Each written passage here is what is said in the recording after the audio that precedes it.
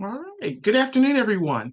Thank you so much for joining the Center for HBCU Research, Leadership, and Policy here at Howard University. Again, welcome to our webinar. So my name is Melanie Carter.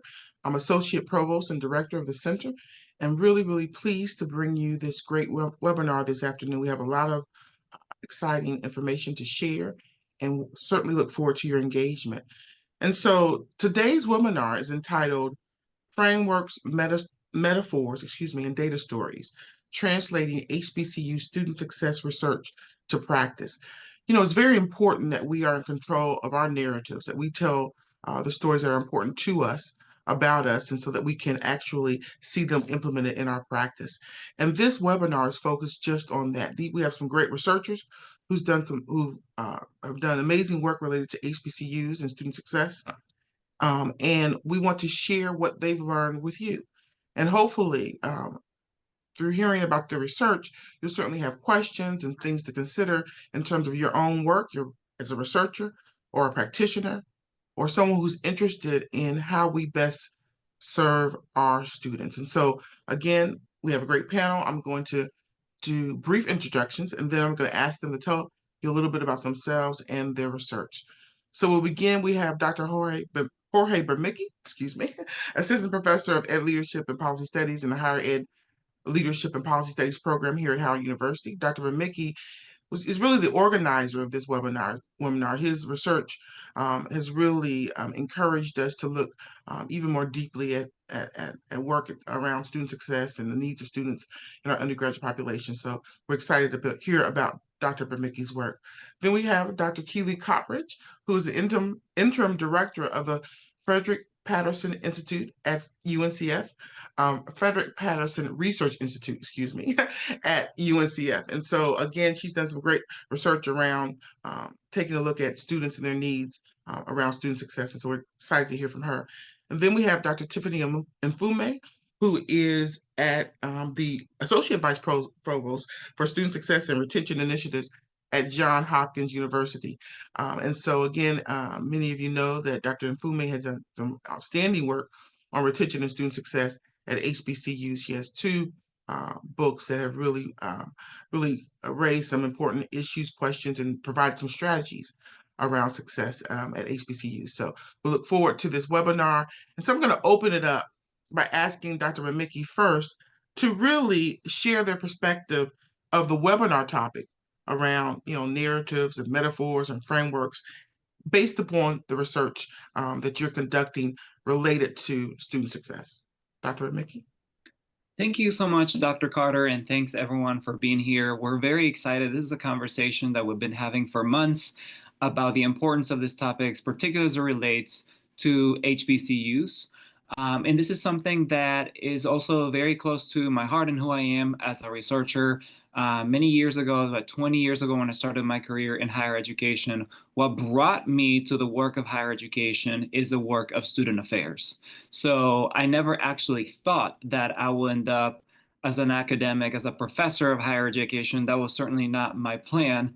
My plan was then to climb up the ladder and be a vice president for student affairs and do anything that just keeps me working directly with students.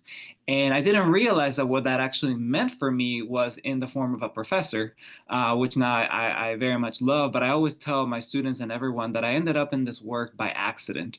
And part of it is because as a student affairs professional, I know we often talk about this word, the so-called word best or promising practices, right? But we don't often question where that term came from and why we consider them to be best or promising practices. We just do it, and we just kind of take it for face value and say, this is what we're going to do. So as a student affairs professional, I wanted more. I wanted to be able to pinpoint why we call these things best practices. So, after pursuing my PhD and doing a postdoc, I realized, okay, I should probably consider being a professor because I like research too much. But part of it came from just being a student affairs professional who wanted more answers. So that is precisely what brought me to this work, particularly this research initiative that is under the HBCU Center that was funded by the ECMC Foundation, which I'm very grateful for because they have made this work possible at the scale that it deserves. And essentially, coming to work as a faculty member at an HBCU, I realized that there's a lot of those so-called best practices that are just simply not working for our structures.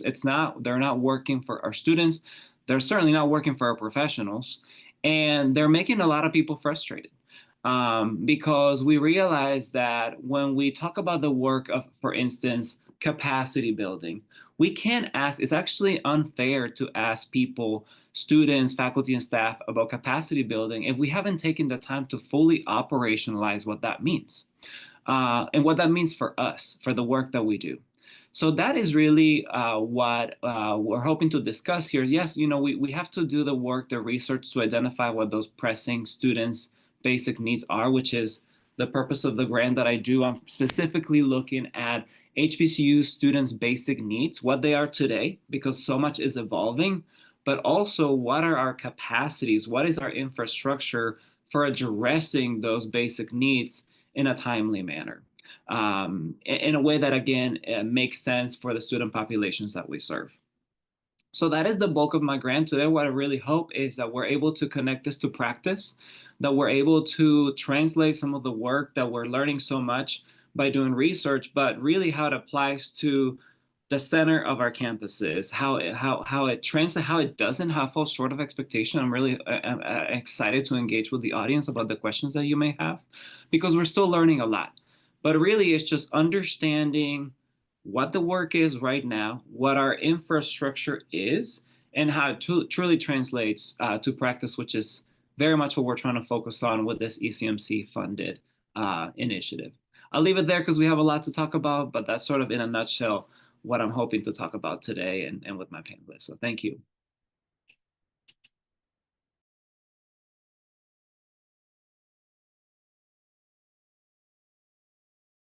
I'm muted, sorry. Dr. Copridge, okay. Hello, good afternoon, everyone. My name is Dr. Keeley Copridge, and I am the interim director for the Patterson Research Institute.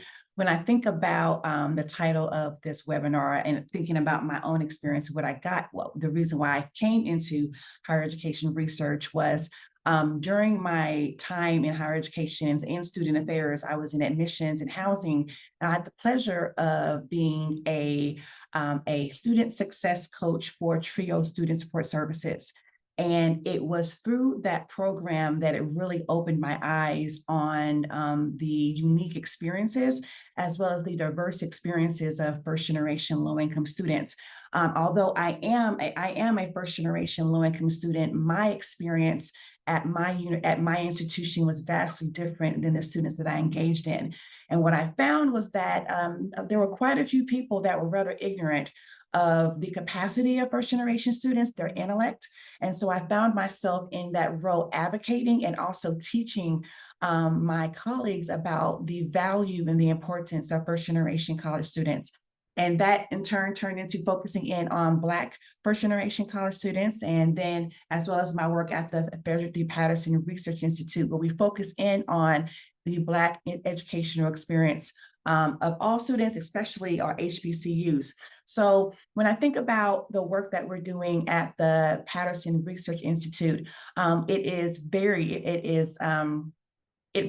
varies across the spectrum, and that our research has focused on the experiences of Black adult learners, as well as our research has focused in which ways our teacher education programs at our HBCUs pour into our students that result in our HBCUs being the pipeline for Black teachers in America. So our research just really runs the gamut in how we focus in on student success at the micro, meso, and macro level for our HBCUs. And most recently, we have a report called Transforming Futures, the Economic Engine of HBCUs, where we highlight how HBCUs are incredibly significant in the economy of America, and we really focus in on how HBCUs generate billions of dollars to the economy, jobs, as well as assist in increasing the social mobility of our students. So I look forward to answering any questions that you have, as well as learning from my other colleagues about how they apply student success at our illustrious institution. So I'm so happy to be here. We're so pleased to have you, Dr. Copridge. I shared with her the other day that I'm on the Patterson Institute website so much they may have to start charging me, but great data, great data. And so certainly an analysis. Dr. Mfume and I have worked together. We worked together for several years on a project around HBCU student success, and her work has really been really informs much of the work that I did as Associate Provost for Office of Undergraduate Studies. I never told her this, I don't think, but everyone who we hired at OUS, I gave them a copy of Dr. Mfume's book, What Works at HBCUs, 9 Strategies to Increase Retention and Graduation Rates. And I still have several copies here that I pass out as needed, because I think, again, owning our story, talking about it in very specific ways, making sure that I have a saying that people know me for, which is there is no secret sauce. It's empirical. I mean, this stuff that we've learned over time through all the kinds of methods that makes knowledge empirical. The idea that there's some secret sauce that we fell into is not true. And the work that you all just described, and also Dr. Mfume's work, is a testament to that. So Dr. Mfume. Thank you, Dr. Melanie Carter, my dear partner and friend, for including me. I no longer work directly in the HBCU community, but this is my tribe. This is the work that I care about. I've been in higher education directly for more than 25 years, and I was higher ed adjacent for the 6 years before that, when I worked for a professional organization for faculty, the Society for In Vitro Biology, as program director. So I've had about 31 years of experience in the community of higher education. I'm very passionate about it. I started my career at Morgan State University in 1999 as an advisor, coming out of my work with the association. And we just did so many great things. I was an advisor for a period of time, and then I took over management and coordination of our summer bridge programs. And then we initiated an office of student retention, which then became student success and retention, because success is how you retain. And then I became AVP there, and now I'm Associate Vice Provost for Student Success and Retention Initiatives at Johns Hopkins University. And this is one way I'll back into the conversation of how I got into this, is to say that here at Johns Hopkins, we do so many things for our students, so much support, so much infrastructure, so many resources that students need, but they will do fine without them. In my previous roles, we had to do these things for students to be successful. It wasn't an augmentation or, icing on the cake. It was the cake, right? So we would do so many of the strategies, and as Jorge said, the best practices, not because we were trying to check a box to do a best practice. These are just the things we had to do to get students in, get them prepared, and get them out the door and ready for whatever comes next, whether it's graduate school or career or being engaged citizens, whatever that looks like.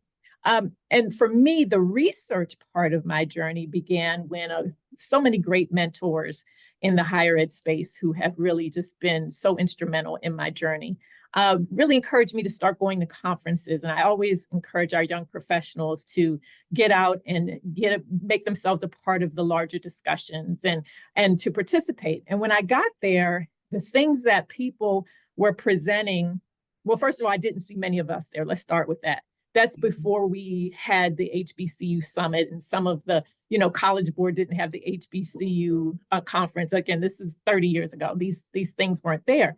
So number one, there weren't many people at the conferences who worked at HBCUs.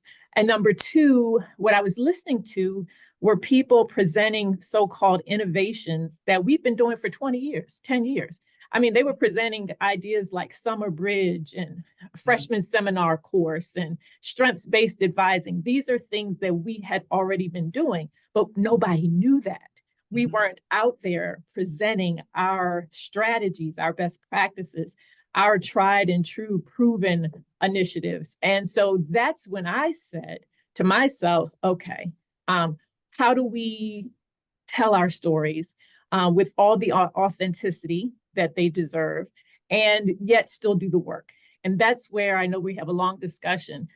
A lot of the challenges come in because we're so busy doing the work at HBCUs. There's a whole nother job about telling the story of the work.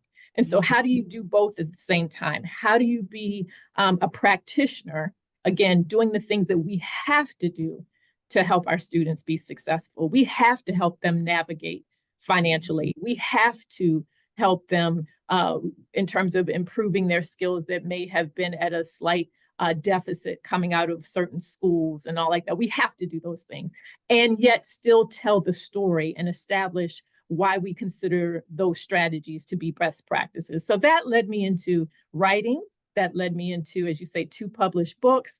And even till today, there's not much that's really come behind those books, to be honest with you, at that level, as a comprehensive, as you say, tool that you can pick up and say, I can use this as a real resource to help me get the work done. And you know why that is? Because people are too busy doing the work. That's my point. They're too busy at HBCUs making the most out of what we have, doing more with less. That occupies a space for us as professionals that in many cases does not leave us the availability and the potential to go on and research and document those stories. So I'm glad that the HBCU Research, Leadership, and Policy Center has been created. I'm glad to see the work moving forward. I'm so grateful for what Dr. Carter is doing at Howard University with partners. This is a long time coming, and I'm very excited to provide support. Thank you very much, very much. Absolutely. I could ask a ton of questions of all of you, but I'm going to try to stick with my little script, although there are many, many questions. And you all raised some very important points that are really, really critical. And one that both, all 3 raised. But this whole thing about who our students are and often how they're defined based upon the resources that we have is very, very important. I was in a conversation the other week and someone talked about, well, it is true. I was a first-generation student. Many of our students are first-generation or Pell Grant recipients, and we use those descriptors to talk about our students, but that doesn't say anything about their capacity or their intellect. And sometimes people sort of combine the two, which is problematic, but a very important conversation. So I'm going to ask a question about why this research. Dr. Mfume, all of you all talked about your work in terms of how you came to the roles and how you came to do research on student success as relates to HBCUs and other populations. But in terms of practitioners, which you all raised as well, why is this kind of research so important to practitioners? Dr. Mfume gave us some insight there, but Dr. Burmicky, anything you'd like to add in that regard? Yeah, no, and this is exactly where I can tie it to some of the lessons learned from our emerging findings, where our goal is to conduct in-depth research at 6 different HBCUs, and so far we have done 2, and we have several more scheduled. But I'll tell you something that, particularly as it relates to your question of why is it important? And I think Dr. Mfume just said something that is really, really critical of how busy we all are doing the work. That, to be honest, having the privilege for me to stop and ask practitioners, because we talk to students, faculty, and staff.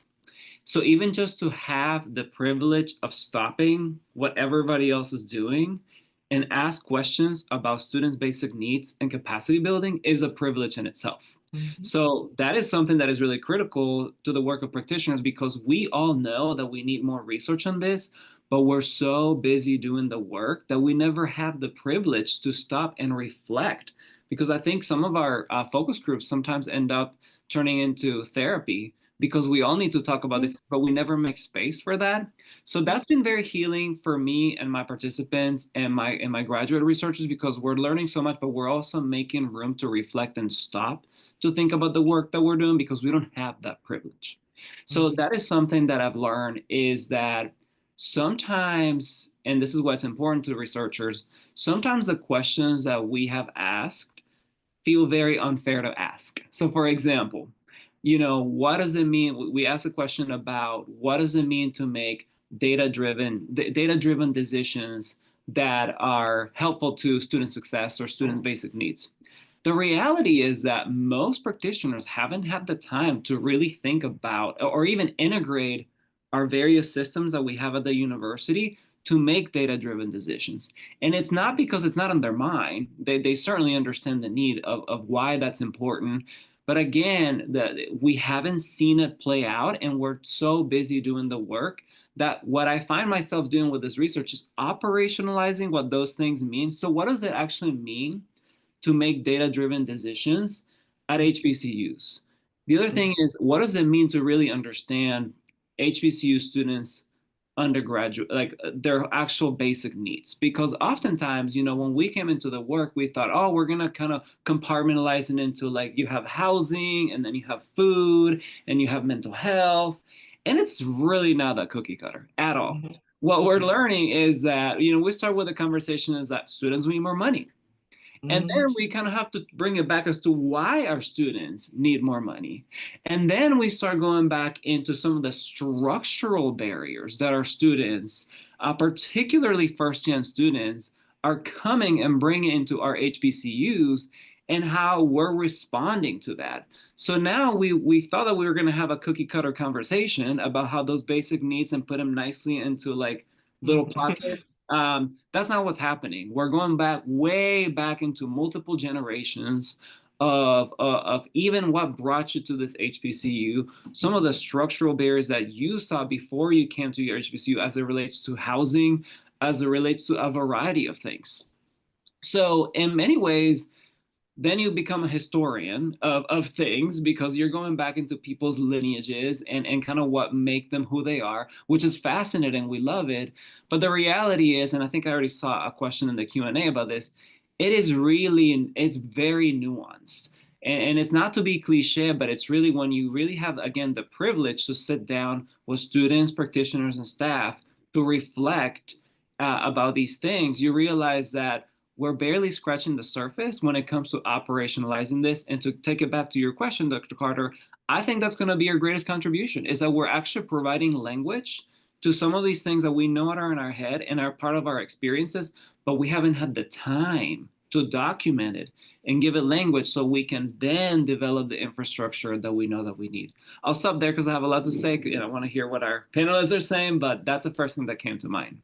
I love that. And I think you're so right. And I think one thing I always ask is, how are we defining these data? I mean, what data points are important? Okay. And someone else often decides that for us. But even in terms of our work, certainly I began too many years ago to even count. Okay. But let me tell you, Janetta Cole was at Spelman. Okay. That's how long ago when I was a resident hall director at Spelman. So therefore, my point is that, but I wonder, I'll ask Dr. Copridge, because again, the great work that you all do at the Patterson Institute, in terms of even making the decision about, okay, what data should we collect that would give us insight into these important questions.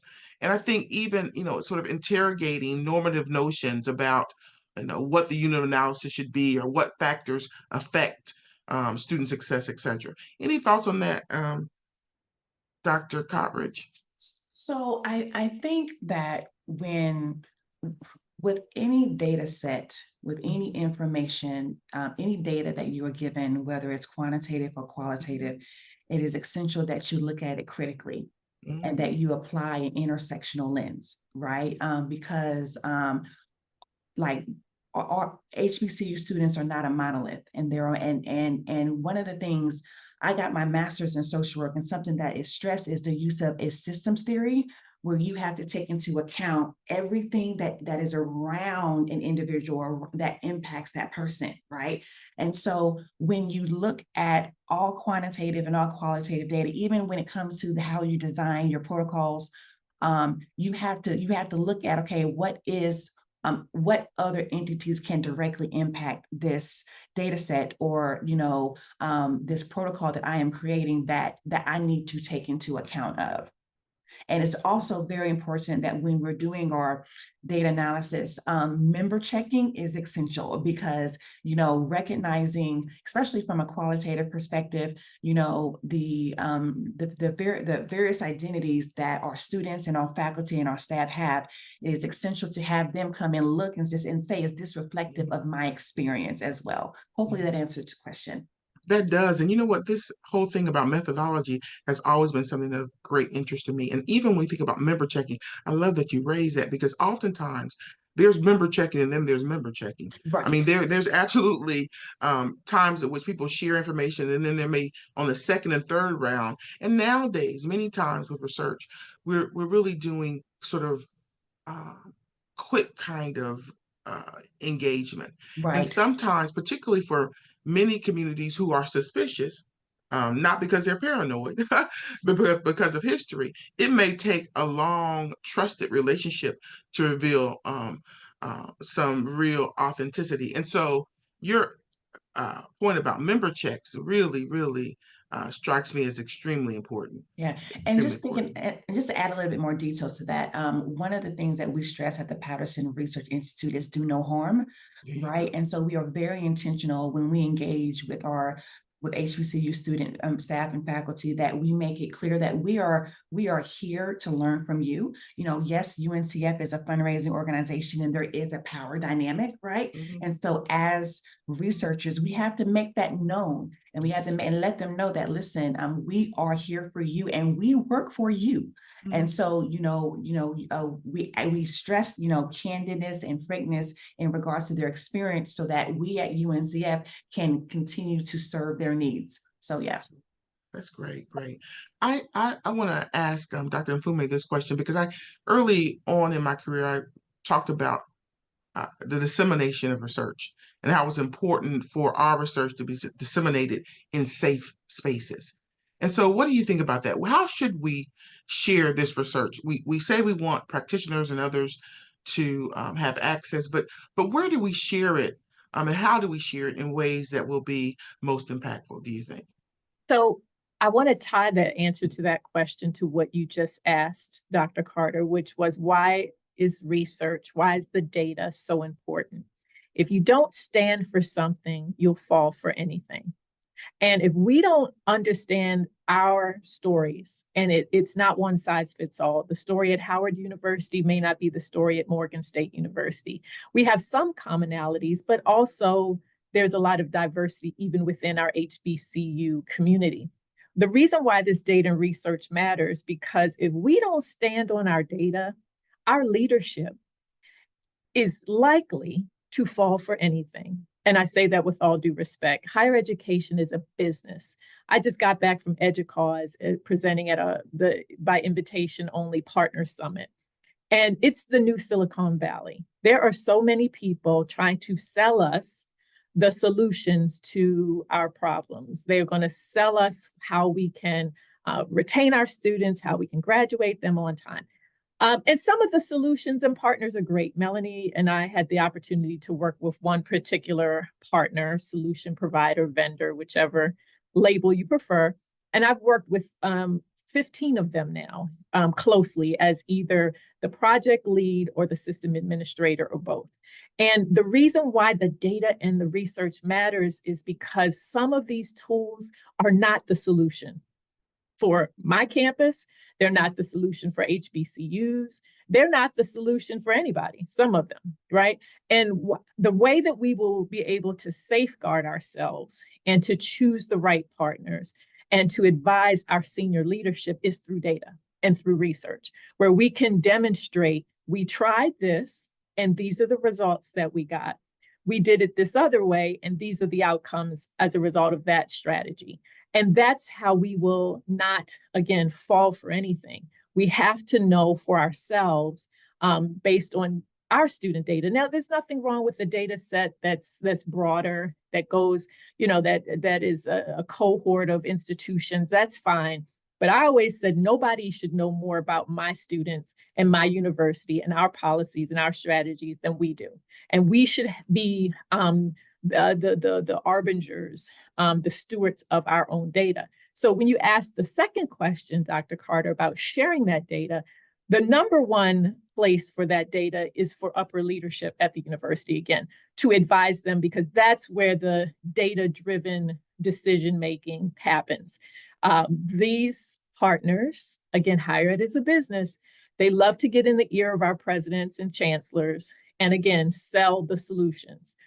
They come back to campus, and if we don't have the data, if we don't have the research, if we don't know what strategies are tried and true, what has worked, what doesn't work, then again, we can go down the wrong path. And let me say this, at HBCUs, we have limited resources. We don't have 6 figures to just go try something that may or may not work. When we have to invest in partnerships and strategies, we need to already have the data. We need to know who our students are. We need to know what has worked and what hasn't worked. So we can say, with the limited resources we have, actually, we should do this instead of that. Actually, this partner may be a good fit and not be a good fit. And, sometimes one thing that I always like about the data and the research is what is trendy at the moment may not be what works. One of the things my team would kind of, I don't want to say resent, but kind of get a little frustrated with is some of the things they like doing the least were our most effective strategies, like calling students, like just picking up the phone. And actually it's labor intensive. You might be only able to make a dozen phone calls a day because, again, those phone calls open so many doors. You're calling about why you haven't submitted your FAFSA. You might be calling about a midterm grade, and then you find out all these other host of case management level issues about students. And what we would find is just like the old-fashioned phone call approach, like assigning people to follow up on particular milestones, that was far more effective than some high-tech tool we had that had a predictive analytics structure that flags students, and then you're going down that path. Those results, not great. Phone calls, great. So, that may not be the case everywhere. That's just one example, but the data is important, and the dissemination begins within your institution to your upper leadership so that when they get the sales pitch, they already have some information about who their students are, what we've already tried, what has worked, what hasn't worked. And then beyond that, the second level is dissemination within our HBCU community so that we can help each other. And again, I'm still considering myself in that community, although technically I'm not at the moment. But, so then the final tier is our partners like at UNCF and others in Lumina who are also have great data and research to bring to the table. That's where I think we prioritize sharing the great data and research that we are conducting. And I love that response. And it's so critically important and so specific that you're right in terms of, because it is I call it a cottage industry. I mean, there are just many of these vendors and these fancy dancy products that do all this, they promise all these things. And again, I'm not saying there aren't good ideas and maybe might even work, as you're saying, in some context. But if we don't know, we need to be able to we certainly know our data, share our data, and also be a filter in terms of what works and what doesn't for us because of these things.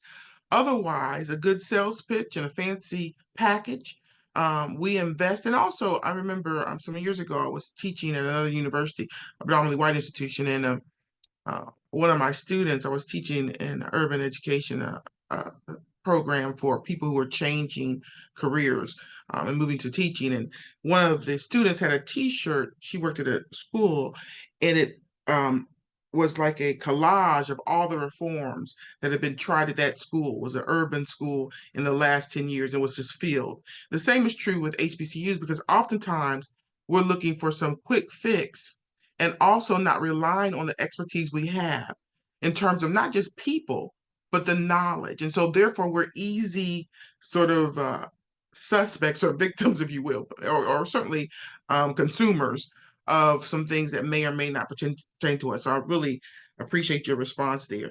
I know we have some questions to go to in the chat, and I think some of the questions speak to some of the things we were going to ask here. So I'm going to try to honor some of these questions, certainly, and share them, because I think there's certainly some strong ones. One, I think, is a good one, is important. Dr. Burmicky talks about basic needs. I know your research focuses specifically on basic needs, and so how are you defining basic needs? And someone asked about that in relation to graduate students, that I think your research, I know your research focuses on undergraduate specifically, but what about, is there any anything that you learned that might be also applicable to better understanding the basic needs of graduate students? Yeah, I would say, so yes, you're correct that our research is specifically focused on undergraduate students. However, many of them are very transferable to the work of graduate students. So I'll talk about that because I gotta speak from what I know. Sure. The way in which we're defining basic needs is through a holistic lens. Meaning, and I think Dr. Copridge alluded to this, looking at it through an intersectional lens, because the reality is that these basic needs are all related to one another.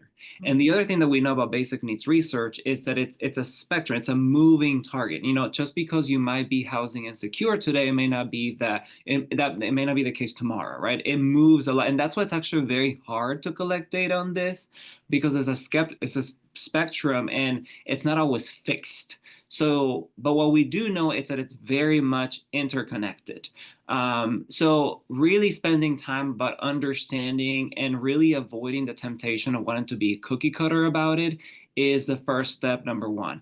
Okay, so how is it related to who you are? How is it related to you being a transfer student, a first generation student, whatever various identities, and how can we do a better job at serving you, because we know that it's not a one size fits all model for helping students. And I think that's what we have at so many HBCUs, or what I'm learning from so many professionals, is that this personal touch points, I think it kind of goes back to what Dr. Mfume is talking about, the good old phone call. There's a reason behind that. It's not just because we love the phone, one that I have right here, but it's because there's a personal touch, because we know that the problem, my phone just broke there. There's a different approach, because we have to dig a little deeper to fully serve that student. At the same time, that has a little bit of a flip side, in that we spend a lot of time doing things that makes us feel inefficient. That's something that I'm really learning. So, we don't have these fancy softwares and infrastructures, because the work is so much more personalized, and we spend so much time doing that because, in the words of Dr. Copridge, we want to be intersectional about it. In the words of my research, we want to be holistic about it, so we're not missing the mark, that then we feel inefficient. So that's why I really feel like this research needs to be anchored at HBCUs, because I'm still working so hard on, like, what is the framework that we need to really make us feel like this is the work, that this is the way it was meant to be done, so that we're not having insecurities about, like, man, I feel like I'm wasting time, or the runaround and all of that. Like, no, there's a personal touch that we're offering that is unique. And I want to capture that. And I think it also applies to graduate students, because what I'm learning from graduate student research, back to the question, is that oftentimes many of our efforts go towards the undergraduate, because the vast majority of HBCUs are also serving undergraduates. Of course, there are some that have larger graduate student populations, like my institution here at Howard. We have a very large graduate student population. But even then, what I'm learning is that a lot of the offices and emphasis goes towards undergrads, which a lot of the times is warranted. It makes sense, because again, that's the bread and butter. But then it kind of neglects a population, especially what I'm learning a lot in our work is to work with international students, particular graduate international students. And I actually supervise a dissertation on this. Dr. Ashley Brown-Greer has a great dissertation on the experience of graduate international HBCU students. And then it kind of touches back on, this is why you really have to get granular about who they are, because there's so many different needs. So I'm not sure if this answers your question, but what I'm learning is that there is a reason why we have certain approaches that a lot of people may criticize, but the reality is that we treat students well. We aim to do that, and it's very hard when you have limited resources. So I'll leave it there. but because I'm sure my colleagues have a lot more to say, but I can further unpack.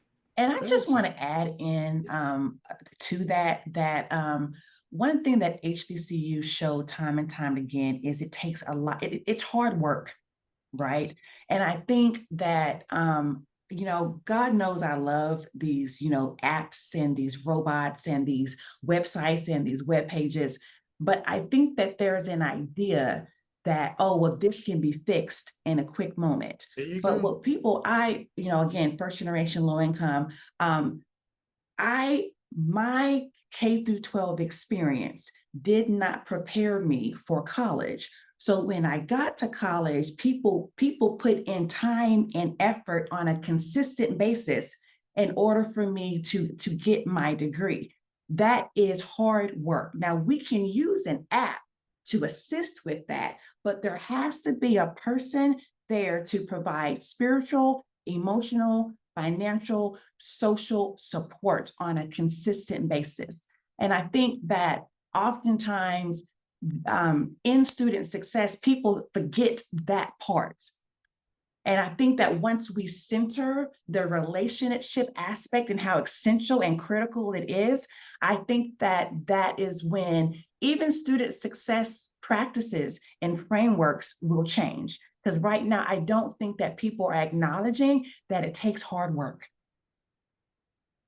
I could not agree with you more. And I think, we have to manage expectations of people who join the HBCU community workforce, if you will. You have to be passionate.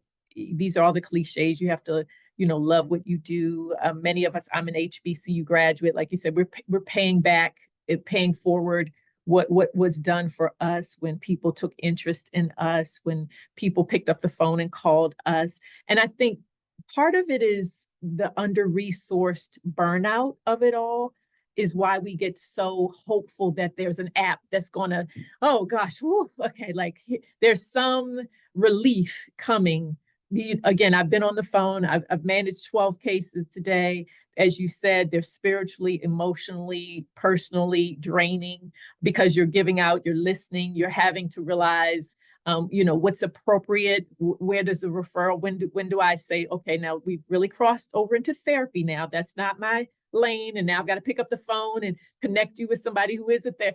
There's so much there. I think the burnout of it and the all of us doing so much more. Let me tell you this, and I know we're being recorded, but I think I'm okay to say this. There are 7 people here at Johns Hopkins who do my one job that I did at Morgan State University. 7 people. And they're doing that job for a third of undergraduates who are first gen and limited income, which ends up being like 1,800 people. They're doing my job, 7 people, for 1,800 people that I did for 8,000, 6,000 undergrads. Again, it's burnout, it's exhaustion. And what happens is the technology and the apps, and like I said, I use, we have a host of them, and I'm on their advisory boards, and they can help you take a note with the phone call, and then you have a place to log in your notes and send you a reminder. They have nice little bells and whistles, but I think we have to manage the expectations and level set that it is hard work. Just as was said, it is a commitment. There's more, and look, our enrollments are up. This is more work. We're excited. This is more opportunity, but this is more work, right? Our enrollments are up, but is the budget up in an office for student success and retention? The enrollment is up, but did we hire more advisors? The enrollment is up, but is my caseload now also up? So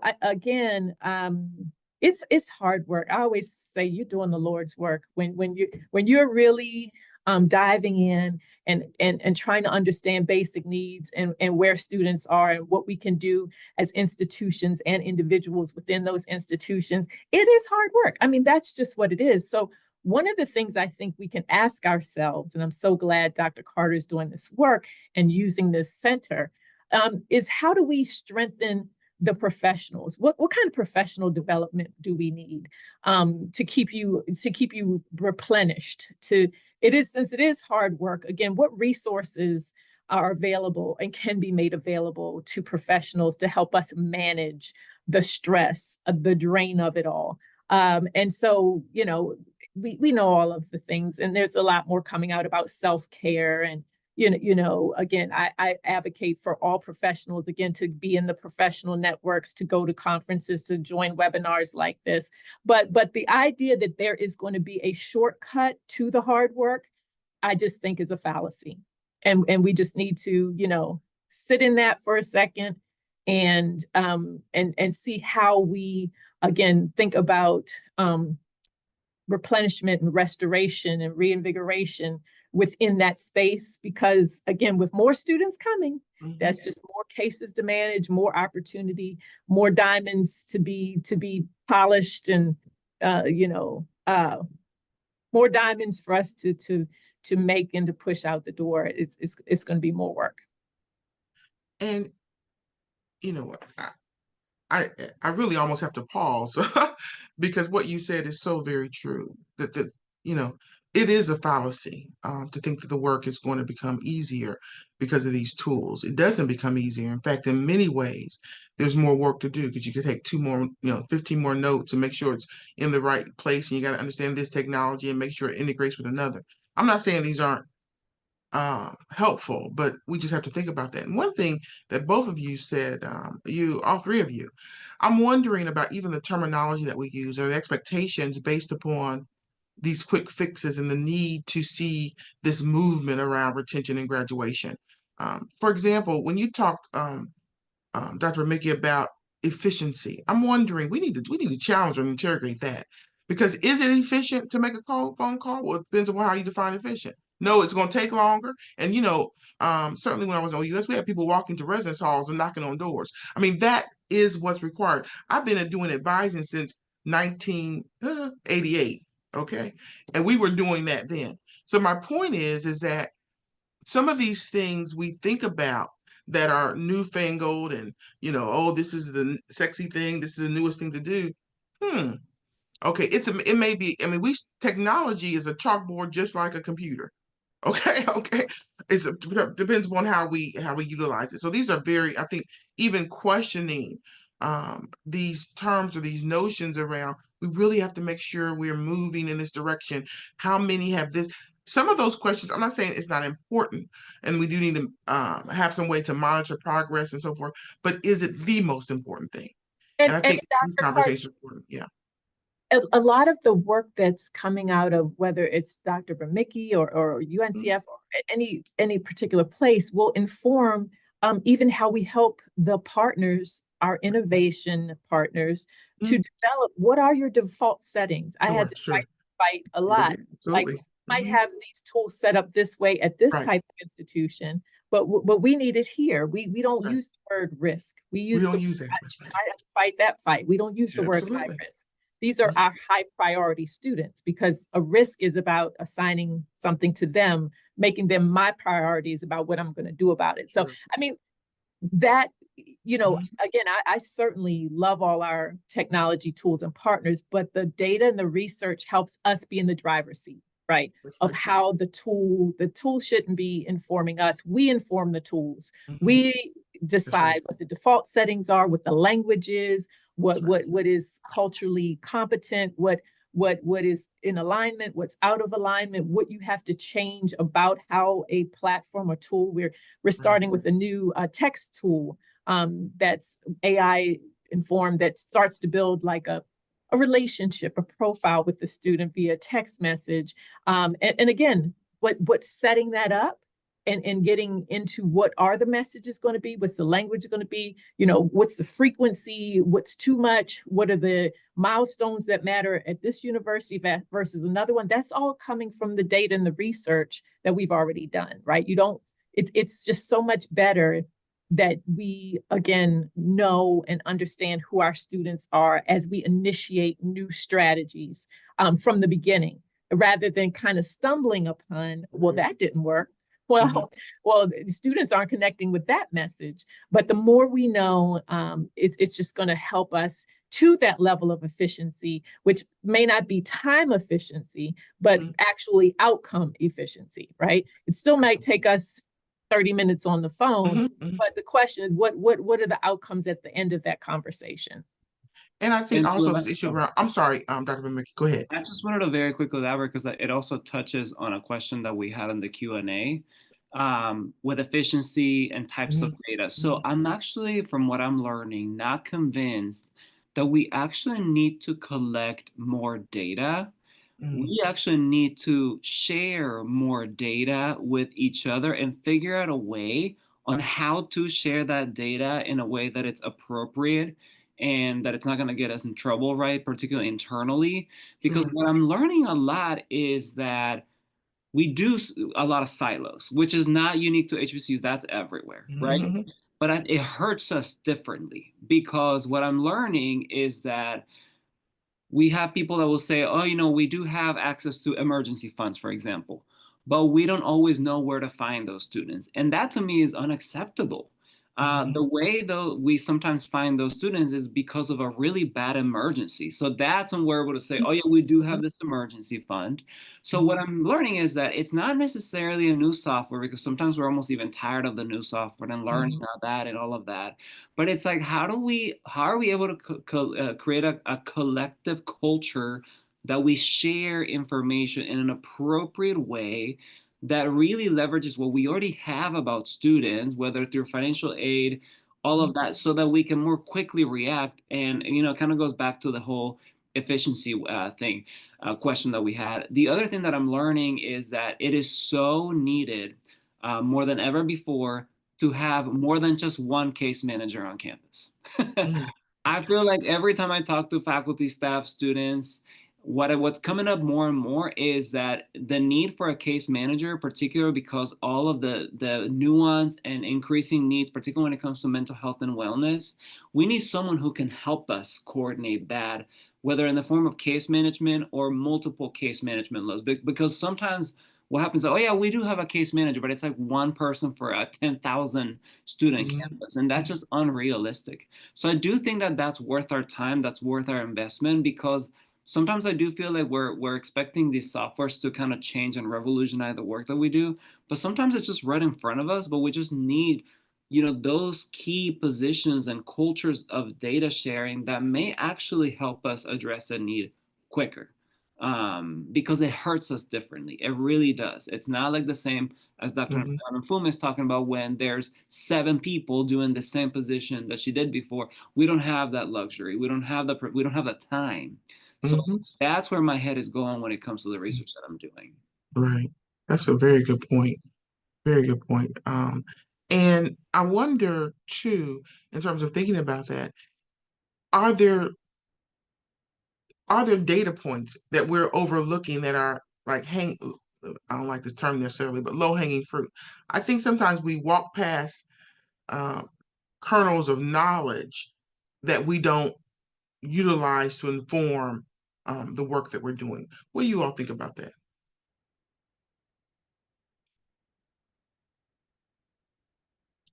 Let me give you an example, because I think that sometimes we'll see, for example, you know, some of our students, I found, for example, at Howard when I was working specifically with undergraduate students, is that they want to develop relationships, right? They're looking for someone to support them to develop a relationship to what I remember when I was, like I said, decades ago, I was at Ohio State. I worked there for many years in advising.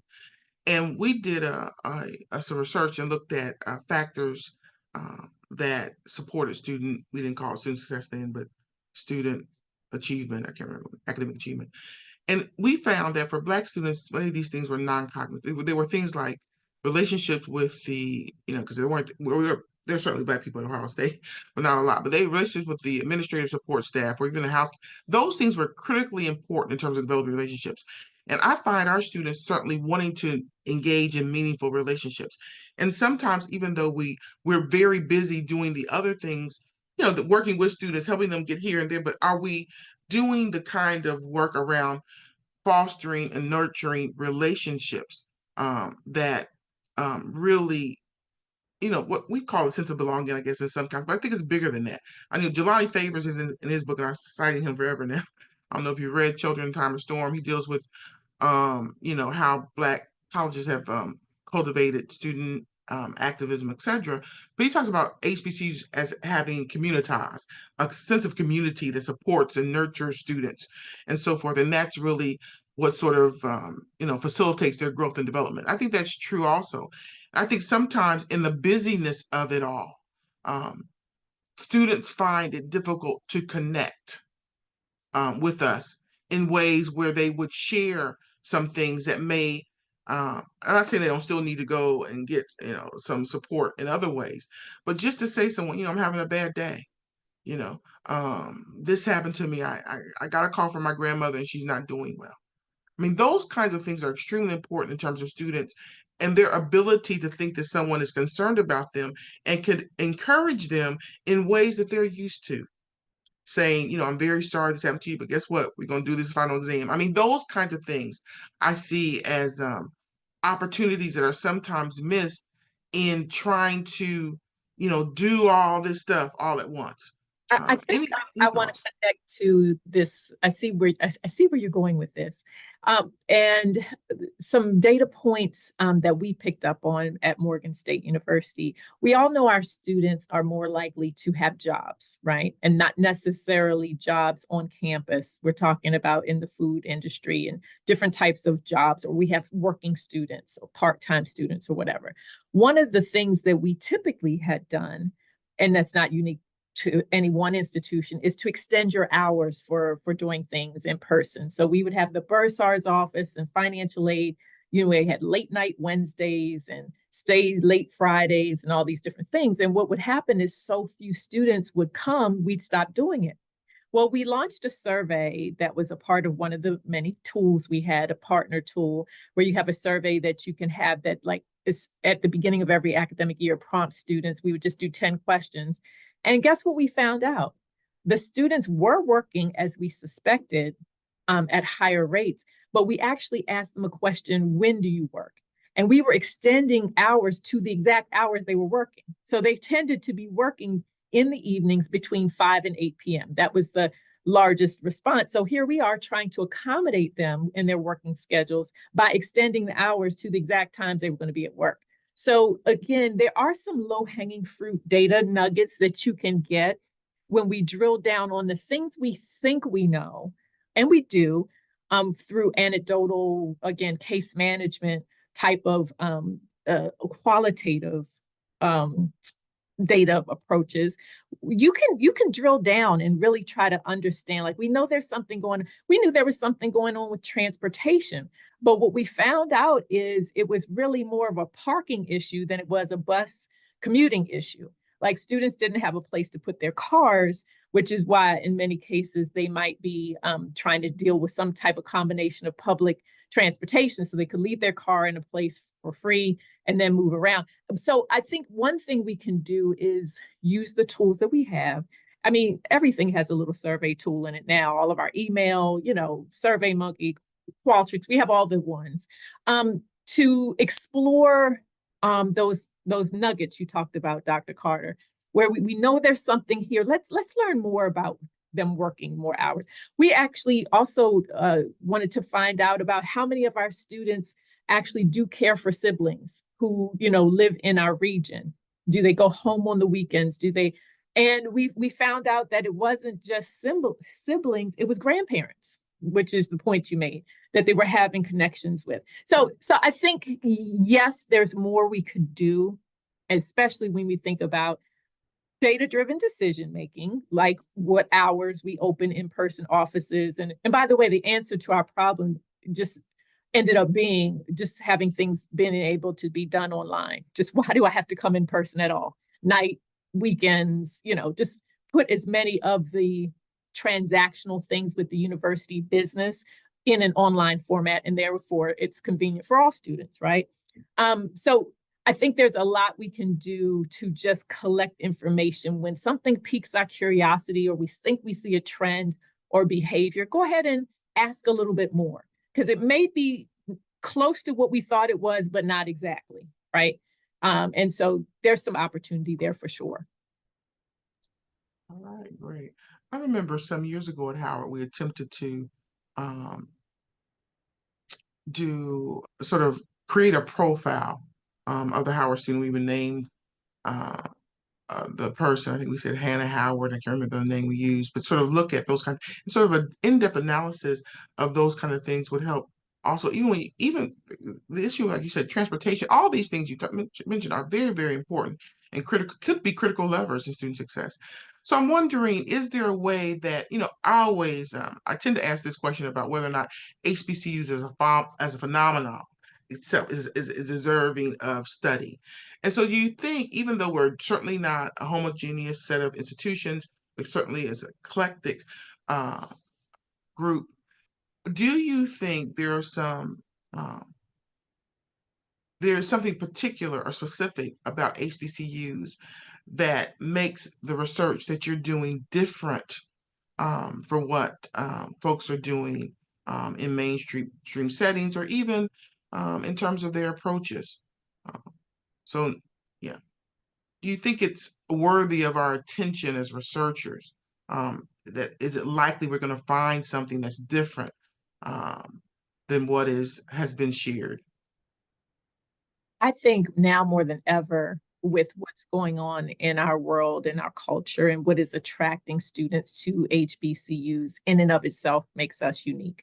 Students are telling us that they are giving second and third looks to our institutions because they want to not feel like they're an outsider. They want to belong. They want to feel safe. They want to feel like politically they're in a space where they can express themselves without feeling like there could be retribution or backslash or consequences. So, I mean, if no other time, at this time, as we're attracting more students, we have to think that there is something that we have in common. They believe that they're going to be valued. They believe that they're going to be supported. Students believe that they're going to be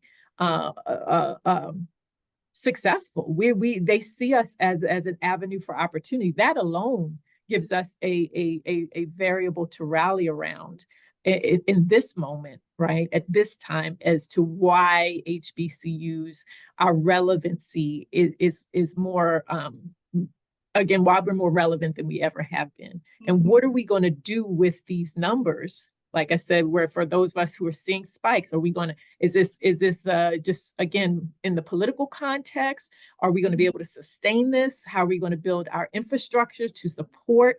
Again, we know what it takes to support students who at Morgan State on any given year, we have about 60% plus who are Pell students and or in that same range being first generation students, and or in that same range who need some development or remediation. Okay, well, again, we know, as you said, it's no accident, it's no secret sauce. We know what it takes.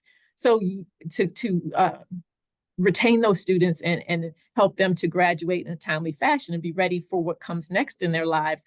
I think now more than ever is an opportunity for HBCUs to rally around this moment and see what it takes to sustain it, what it takes to, again, support students at the same level. And how about to meet their expectations? Because we don't want them to be disappointed. They're coming, many of them, again, with hope, like, okay, this is a place that's not going to be perhaps like what I've seen or what I've heard about. And we don't want them to be disappointed to say, well, oh, that wasn't what I thought you all cared about me here. I thought someone was going to help me here. I thought you were going to see me face to face as opposed to in a group setting or whatever. So I definitely feel like if at no other time, we need to come together and look at what it is, like I said, that we have that is attracting students and why they believe that we can meet their needs. Absolutely. And Absolutely.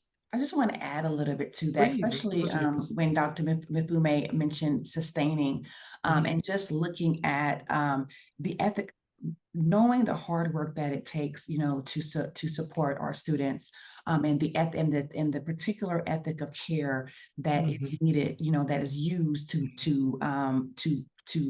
go to build our students and to support our students.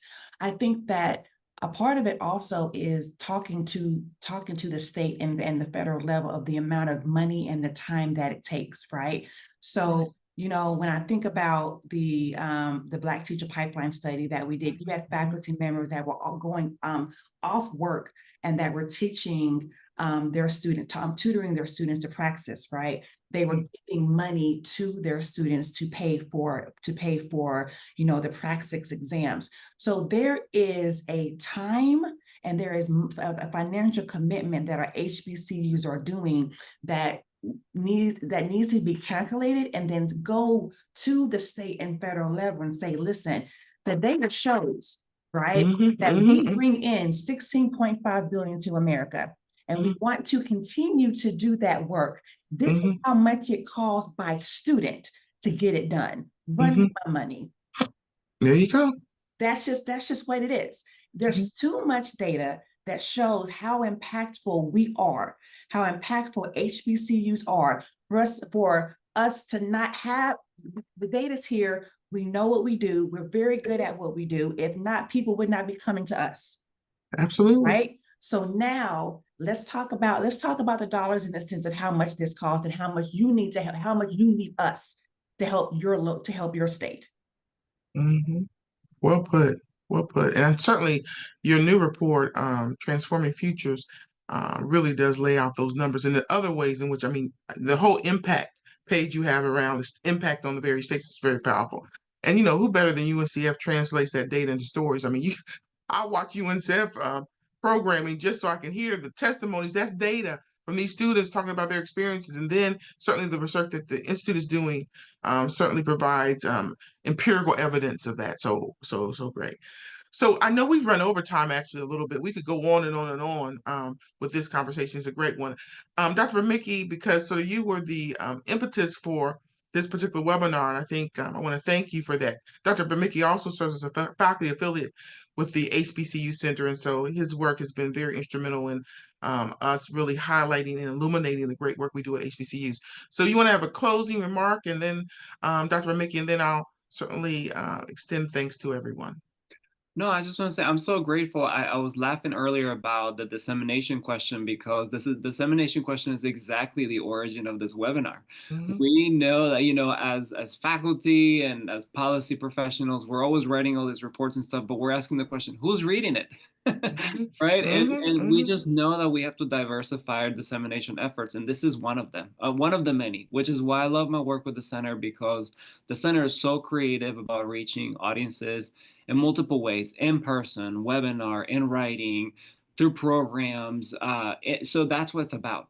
And as a practitioner, I'm never going to stop disseminating in ways that reaches people. And I'm just really grateful for the center and for you, Dr. Carter, and your leadership, for Dr. Wade for coordinating, for all the panelists, of course. It takes a village. And I think that I'm so grateful that this worked out the way it did, because I also learned a ton from my peers here. And that's why I love this work, because I'm a forever learner and I'm just really privileged to be in community with y'all. So thank you. Well, thank you. And thank you to each and every one of you. You've been great. I mean, really learned so much, continue to learn from all of you. And really, we appreciate you participating in this panel with the center. We're really your center. So anything that we can do to support the work that we're doing at HBCUs, to illuminate it, to extend our reach, to amplify what we're doing in order to serve our institutions, our students, our communities, we welcome the opportunity to do that. So thanks so much to everyone who joined us. They're great questions. Hope we answered all of them. Be sure to complete the survey. There's a QR code that you can certainly take a picture of or whatever to make sure that you tell us, give us some feedback about today's program. But again, thanks so much to the panelists. Thank you everyone for joining us, and have a great evening.